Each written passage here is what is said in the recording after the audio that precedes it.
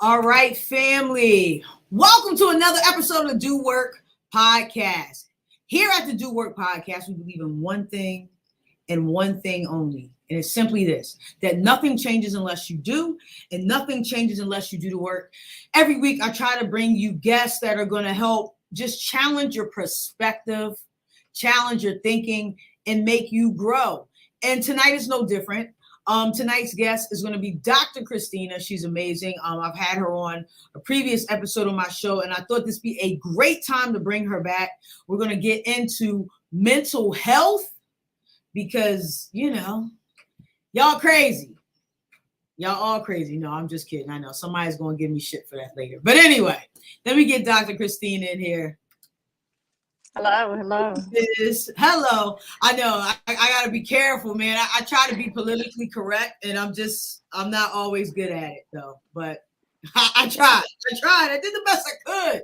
Well, you know what? I'm gonna validate that sometimes we may feel like we're crazy. Does not mean that we are. And so there's a difference between feeling like we're out of control, or it feels like sort of that jumbled up overwhelmness, versus acting crazy versus saying we are crazy. No, Because I work with a lot of people who think that they're crazy and they're not. and it's funny. I say that too. I'm like, some of y'all not really crazy. You might be stressed. You might be going through something. Maybe you don't know how to process particular emotions, but no, you're not crazy. Because I've seen real crazy, and that's some real ish. That's some real ish. Yeah. So, but let's get into this. So, oh man. So the pandemic, because I still don't know if I can say the word without having stuff pop up. So I just call it the pandemic now. So during the pandemic, we all went through this thing, right? I mean, like worldwide collective trauma. And I guess the biggest thing is now that the world is opening back up, I've personally noticed a couple of things in interactions. I feel like people are awkward.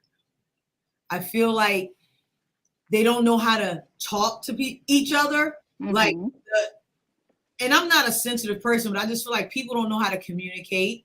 They don't know how to interact with each other anymore.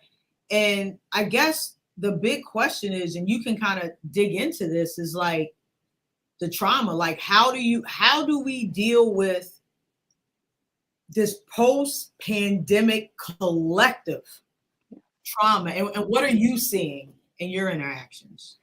I think that you're right to say this was an experience that we all collectively witnessed for not a brief period of time. Many of us thought, when I closed down my practice and they were like, oh, I'll see you in 2 weeks. We're good. We don't have to schedule any telehealth.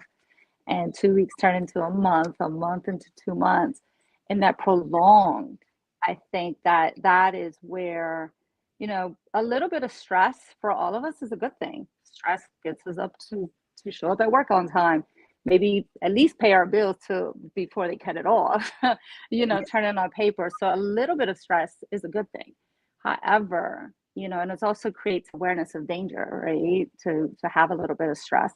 But chronic stress or prolonged stress is not good for our bodies. So you think about it, our bodies is constantly producing, adrenaline and cortisol, and all these sort of have this biofeedback loop. So we tend to talk about the brain and body sort of as these two separate, kind of different parts, and we're not.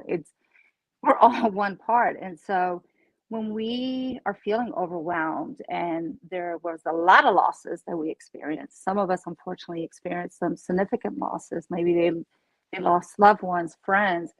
Some people lost their therapists. Some therapists lost their clients. And so it's sort of this collective thing, or witnessing people on the news, or just, a neighbor or a loved one go through it, or go through a prolonged hospitalization, not knowing if they were going to make it or not. I'm still witnessing that, both personally and professionally, and it's something that is still very real.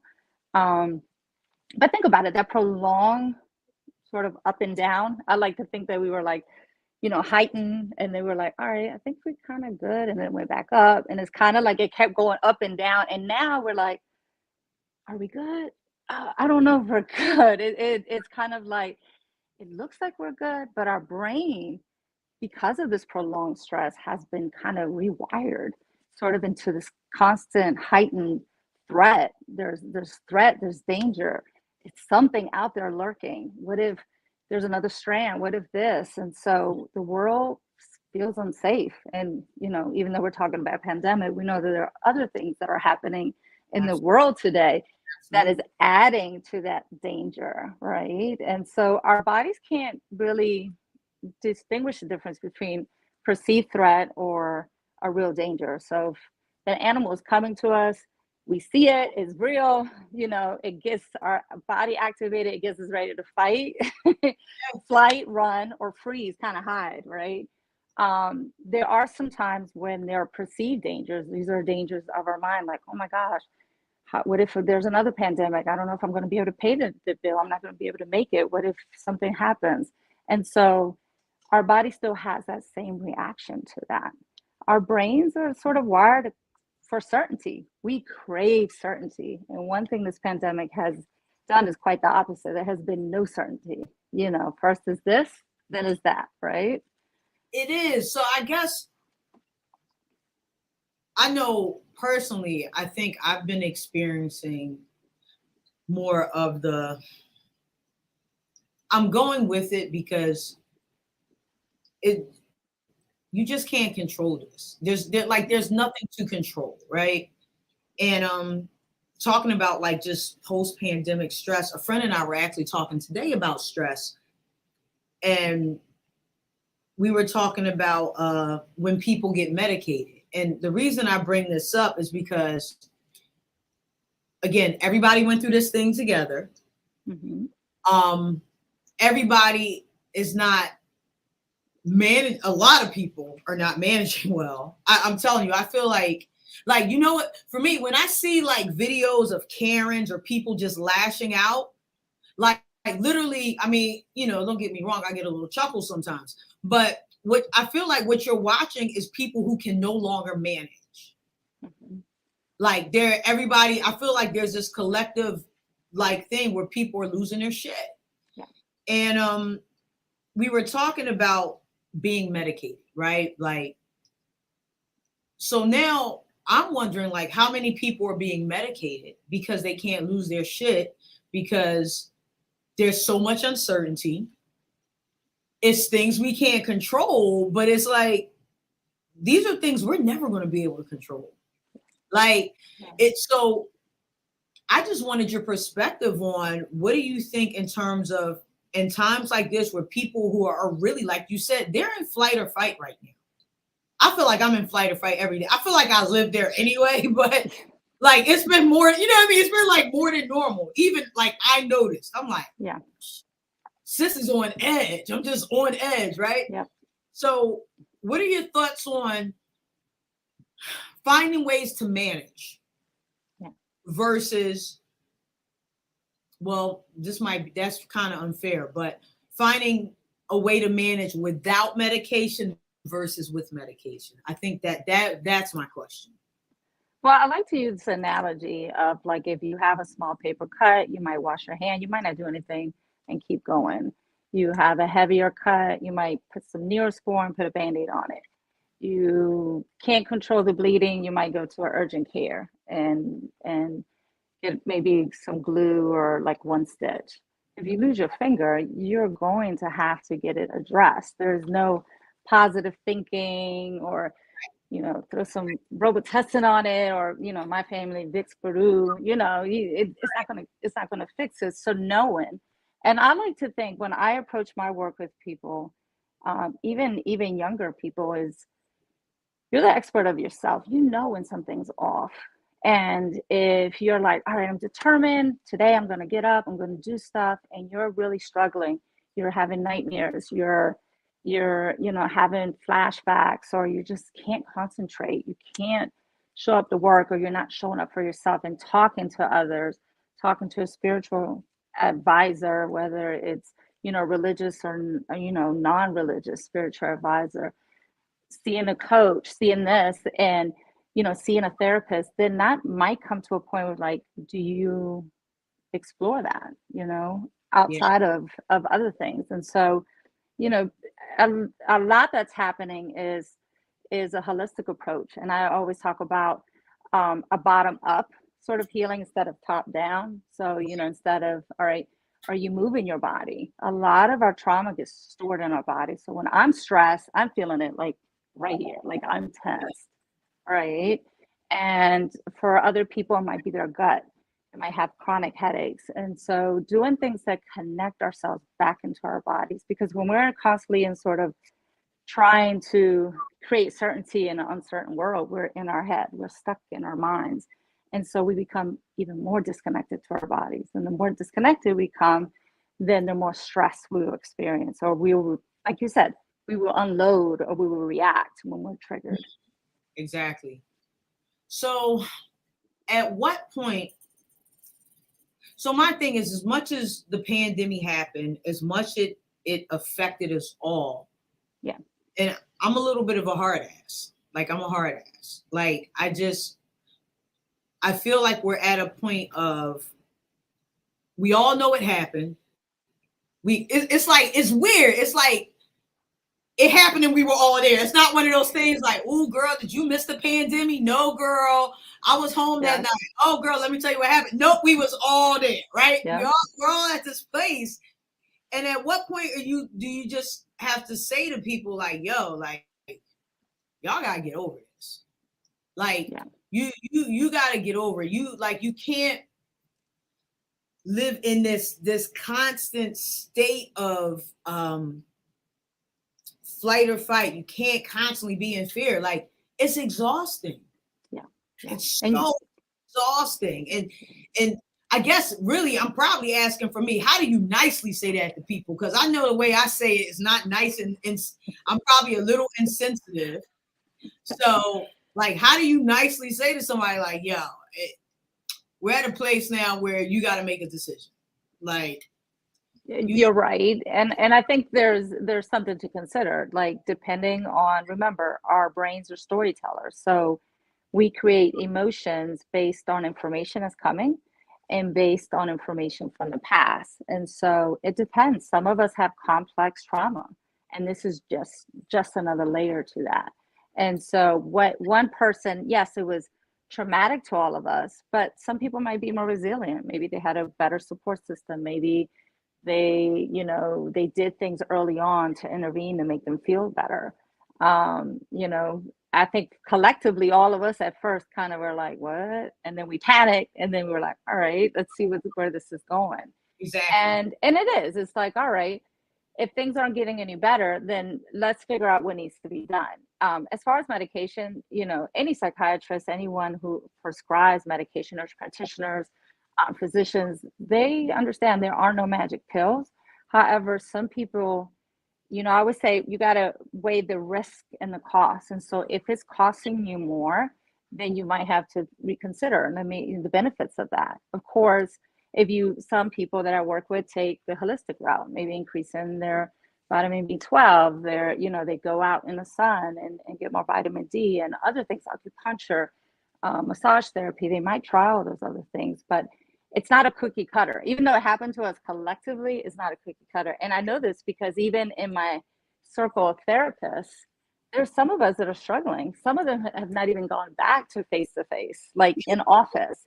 Not because they love the convenience of doing virtual, some do, but some are really having a hard time with switching that brain from survival kind of heightened stress to kind of now going back to the norm. And I'm getting more calls now that things, and you'll notice that with any crisis, you go through a period where it's heightened and people do what they need to do. It's usually when it gets better, where now you have time. You're not in survival mode. Now you get to process all those feelings you kind of push to the side or buried.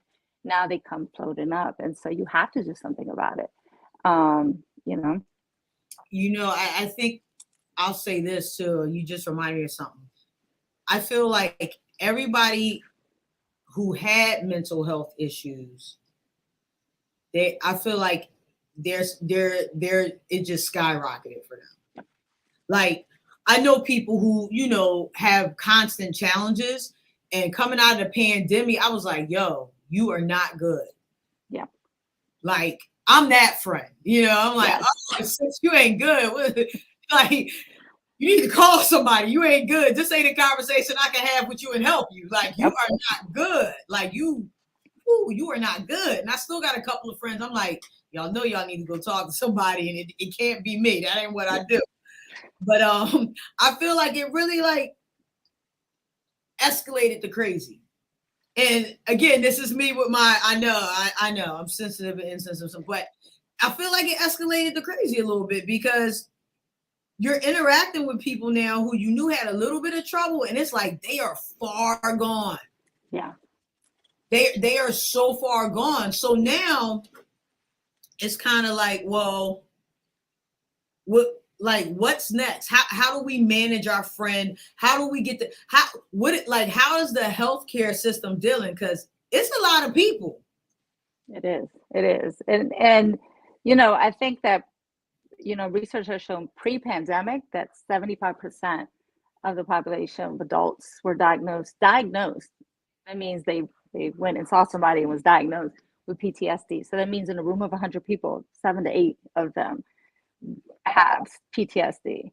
Fast forward, I'm curious to see those numbers are going to skyrocket, right? Because of this experience. But like you said, it's talking to the friend and kind of, we need to normalize that. Yes, we've all experienced, but we all deal with things very, very differently based on our experiences, based on our predispositions. Maybe our families have history of transgenerational trauma that really does exist and is stored in our genes. Epigenetics is a study that is well researched. And so you're right. And then some people didn't have to deal with that stuff. And so, I remember there were times you've had, during a pandemic, you had speakers, and a lot of us talked about how like now that we're not busy, we didn't have that defense mechanism, and all that stuff started kind of like, oh, this is stuff that I've been pushing away. Okay, it's coming up for me now.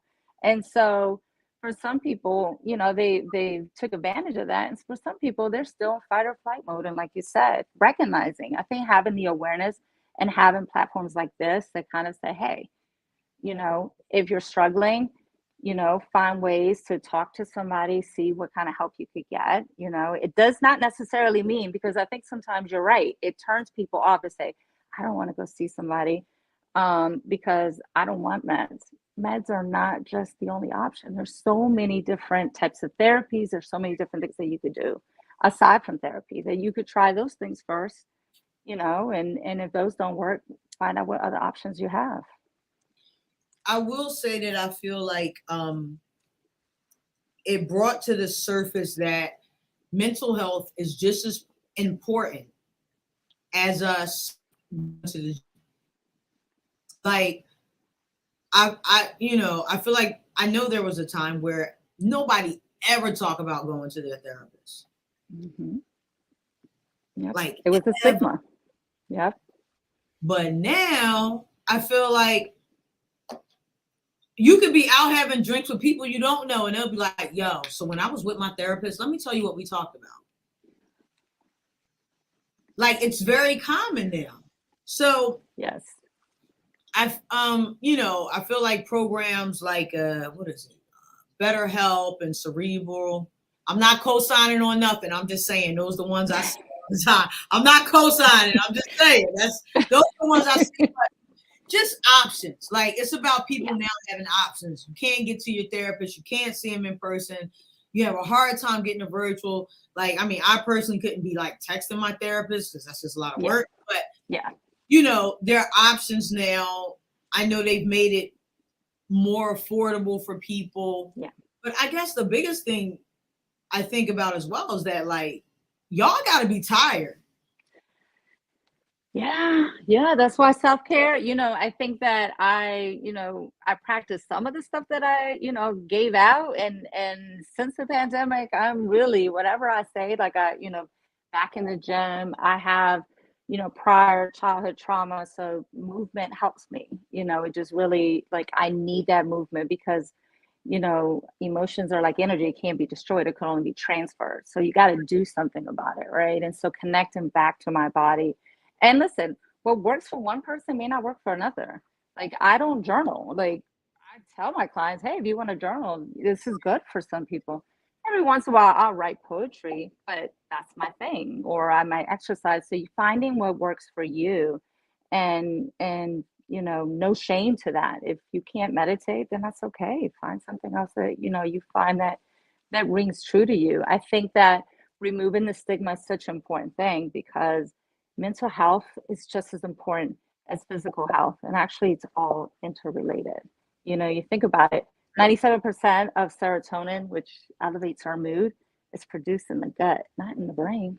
You know what I mean? So like watching what we eat, avoiding too much caffeine. I always think too much of anything is not necessarily. So it's all about trying to have a little bit of balance. So, making sure your water intake, that you don't eat too much over processed food, watching, what you take in. And it's not just food and drinks, is what you watch on TV, your social media, the gossip that you listen to your friends, like all that stuff kind of adds to that. And listen, some people might be in such a fight or flight mode response, or chronic stress, or maybe PTSD. They might actually reach the level of PTSD that they feel overwhelmed and they don't know. Turn to a loved one. Turn to, there's so many different directories, and I could forward you so you could post in terms of like help that you could go.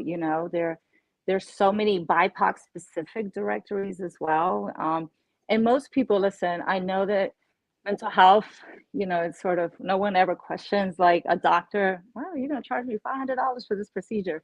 But, we don't get the same level, even though we have the same education, and some of us, right? But at the same time, like for me personally, I charge what I charge based on my experiences, but I do have several on a sliding scale, and I have two pro bono. Like I can't do that with everyone because I have bills to pay. You gotta So live. It's a business. Yeah, don't let cost kind of keep you from going, because you could always ask, do you have any availability? And we tend to have, and there's great organizations out there that do provide that. I'm part of men, and we're about social justice and mental health and BIPOC communities, and part of that is you have to volunteer to provide free mental health services for 2 people at least a year. And so there are a lot of great things that you could, turn to, obviously. No, I think that's dope. And I love that you do that, and you have peers who do that as well. Because there are people who definitely need it, who can. I always say the people who need it the most either can't afford it, or they too far gone and they don't want to hear it. You know what I mean? They're like, nope, that ain't for me. I'm fine. You're like, girl, you are not fine. I am fine. All right. And listen, mental health, when I used to work in the community, mental health might be, oh, let's get your lights turned on first. Let's get food in the fridge. I agree. Let's get your kids back in school. That's part of mental health, social justice, all these other things that isn't just sitting on a couch and talking about feelings. It is about interventions. I have to support ourselves and our communities. And you're right, it's such a collective. Some people, they've been thinking about how they're going to pay their bills, and when their stimmy checks run out, like, which some of them have already run out, they're thinking about that. So they've never had to think about their mental health. And so as things are normalizing, that's when the feelings are coming up. Yeah. So the other thing I wanted to dive into is entrepreneurs coming out of the pandemic and where they are. This is a conversation I have had several times with a lot of my friends who own, businesses on different scales. Some are small like me. Some are like, thousands and thousands of people, 20, 30, 40, like people with like legit, corporations. And I'll be the first to say we are tired. Like I'm not going to even, I'm going to speak for me. Diva is tired. Okay. Diva is tired. My brain hurts. Yeah. I genuinely feel like I know a lot of entrepreneurs and owners, a lot lost everything. right? Lost everything, almost lost everything, and had to balance just trying to manage this shit. Like, I know for me, my biggest stress, like, wasn't, I mean, yeah, I was worried about losing my business with everything going on, but I was like, oh my God, my employees. Yeah. I was like, it wasn't just me. Like, I was like, oh my God, I got to make sure these people have a place to work. How are they going to live? How are they going to pay their bills? Like, like, I'll figure me out, but I was more concerned with all the people that rely on me to do what I need to do. And I feel like a lot of entrepreneurs and owners, I don't know if regular, and I'm not saying, I don't want to say regular, but I'm going to say it. And if you're listening to this or watching this, take it how you're going to take it. I don't know if regular people understand that pressure. It was a very interesting place to be in. And I feel like a lot of my friends who have companies, though a lot of us are that, if we still have our company, we're like on the upswing, but we're still in the, we're working on us, but we're worried about the people our company support. Yeah. And that's a tremendous amount of stress. And, even just the baby of your business, like, I went from huge, busy caseload to like one client. And it was like, okay, how long am I going to be able to sustain this, and in a new platform doing virtual, I had to certain consent form. Like it's not as simple as like, oh, I'm just gonna let's FaceTime each other. It just came with so much stuff I had to read. It was very, very stressful. And it is understanding that we all have, just like first responders, a lot of them are still reeling in the effects of being in that position. And that you're starting to see a lot of traumatic responses in regards to that. Doctors, nurses, techs, that post-secondary stress is real too as well. Watching somebody else suffer or the fear of somebody else suffering could be experienced as traumatic, because it's different when, like you said, sometimes some of us in the helping field, regardless in what avenue, because we are in the service helping industry, is it feels hopeless and helpless sometimes, especially during this pandemic. Like, how could we help our clients and our employees and things of that nature? How could we sustain our business? Because that's where we had our identity. I know that's where my identity. I spent years in school. Like, what's happening? Like, I don't have sick pay or vacation pay. I'm like, I don't have the money coming in. So, it was scary. And like you said, just processing all that. And unfortunately, some people lost their businesses, and some were able to pivot, and good for them. Unfortunately, some people, they're just, that maybe not their strength, or maybe they just haven't figured things out, and they're struggling. And so, the struggle is real. Yeah. So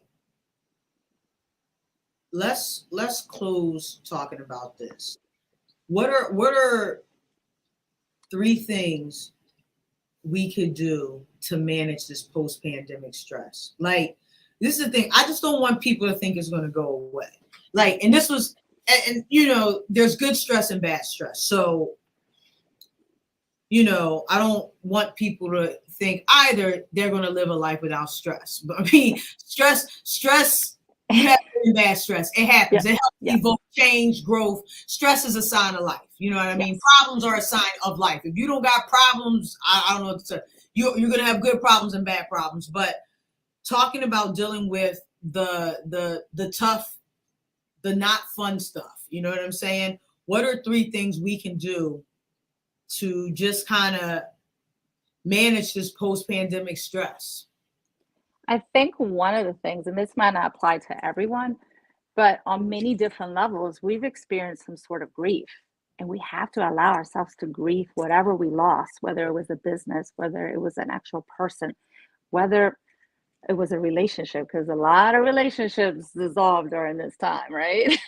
All these kind of things. Like, give yourself that permission to grieve. It is absolutely okay.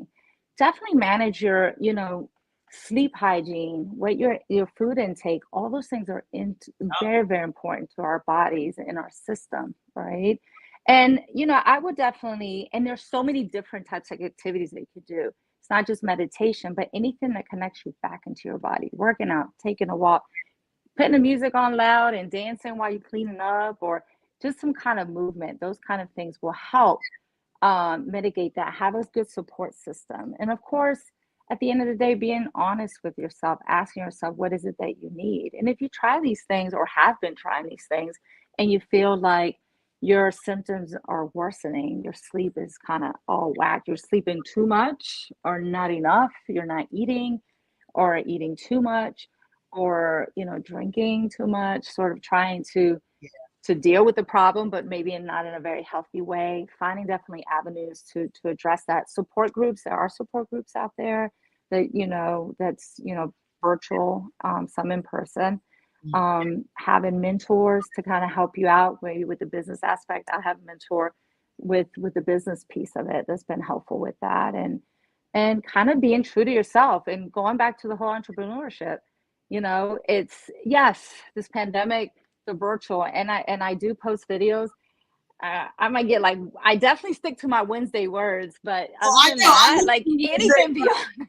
I look for Wednesday word. That I know. I'm gonna get Wednesday word. I know. I look for that. But other than that, that is my boundary. I could do more, but it's going to come at a cost of taking out some other things that help me. It is too much. And so I have to, showing up for your family and for friends and for loved ones is great, but you have to show up for yourself.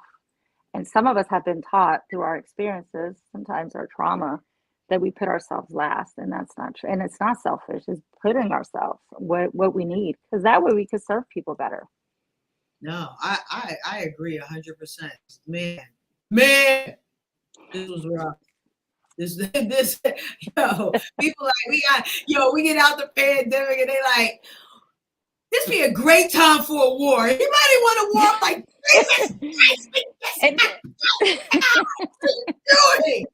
stop it. Increase the gas prices, add on another. I got a bicycle. That's what I keep saying to people. They like, yeah, I'm like, I got a bicycle. I'm good. I got a bicycle. And I can power walk. I got a mean power walk. There you go. There you go. That'll get you far. Let me tell you. But Dr. Christina, thank you so much for your time. I love talking to you. See, you should be my therapist, man. I'm gonna hit you up. You're gonna be my therapist. Listen, I keep it real. I'm human. I'm therapy, but I'm a therapist by trade and training, but I'm human first. And so one thing that I always tell people is, don't think that we don't have our shish about us. We got our stuff, we experience stuff, and we're not perfect. And if you do meet a therapist that thinks that way, it's time for you to find somebody else. So, and finding a good fit. Listen, it has not been easy. And you said it, I've said it. I mean, the whole world is saying it. And so I'm glad that you have provided this platform, and I'm so thankful for it. Every single day, I enjoy being with you every single. When you asked me, I was like, yeah, I want to do it again. Yeah, I always want to have you on. Be like, yo, let's talk about this. People tripping. But, we're gonna do one just for entrepreneurs. All right. All right. We're gonna do one just for entrepreneurs. All right. So again, thank you so much for coming on. Tell the people where they can find you and follow you and all that good stuff. And then we're gonna be.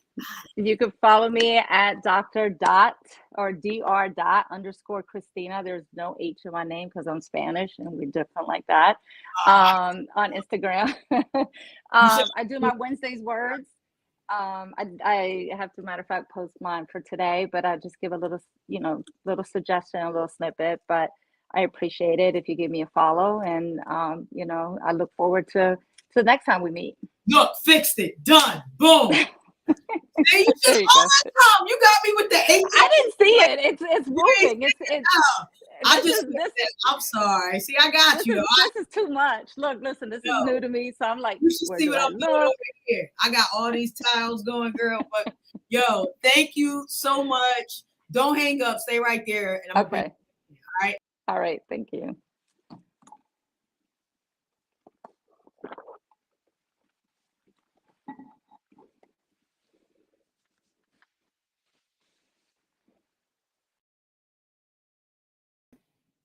All right, guys. So thank you for watching the Do Work podcast tonight. I hope you really enjoyed tonight's episode. Make sure to follow at Dr.Christina on Instagram. She is awesome. She does do her Wednesday's word. So if you don't hit her up any other time of the week, hit her up on Wednesday. She's gonna give you that Wednesday word.